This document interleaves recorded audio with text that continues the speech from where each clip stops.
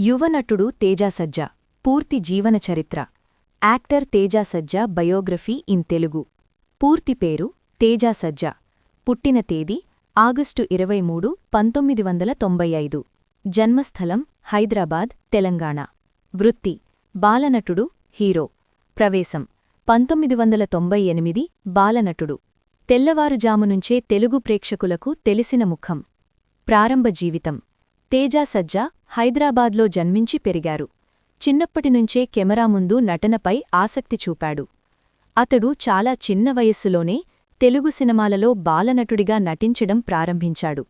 అలాగే తన చదువు సినిమాలు రెండూ సమాంతరంగా కొనసాగించాడు బాలనటుడిగా సినీ ప్రవేశం తేజ సజ్జా తొలి పరిచయం చూడాలనుంది 1998 చిత్రంతో జరిగింది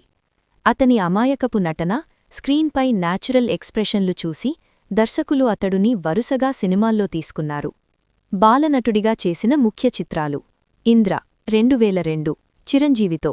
గంగోత్రి 2003 అల్లు అర్జున్తో సింహాద్రి 2003 జూనియర్ ఎన్టీఆర్తో సంప్రదాయాలు యజ్ఞం తేజ ఇలా అనేక సినిమాల్లో నటించాడు ఎన్టీఆర్ చిరంజీవి నాగార్జున వెంకటేష్ అల్లు అర్జున్ వంటి తారలతో చిన్నప్పుడే స్క్రీన్ షేర్ చేసిన కొన్ని అరుదైన నటుల్లో తేజ సజ్జా ఒకరు హీరోగా రీఎంట్రీ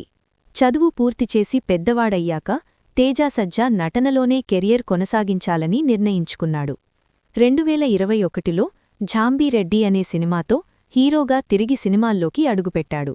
ఝాంబీరెడ్డి 2021 తెలుగు తెరపై వచ్చిన తొలి ఝాంబీ కామెడీ ఫిల్మ్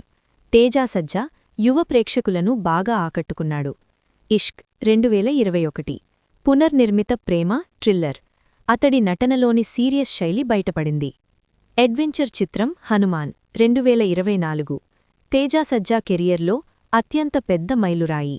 ప్రశాంత్ వర్మ దర్శకత్వంలో వచ్చిన ఈ సినిమా పాన్ ఇండియా స్థాయిలో బ్లాక్ బస్టర్ అయింది తేజ సజ్జా హనుమంతుడిగా నటించిన తీరు దేశవ్యాప్తంగా ప్రశంసలందుకుంది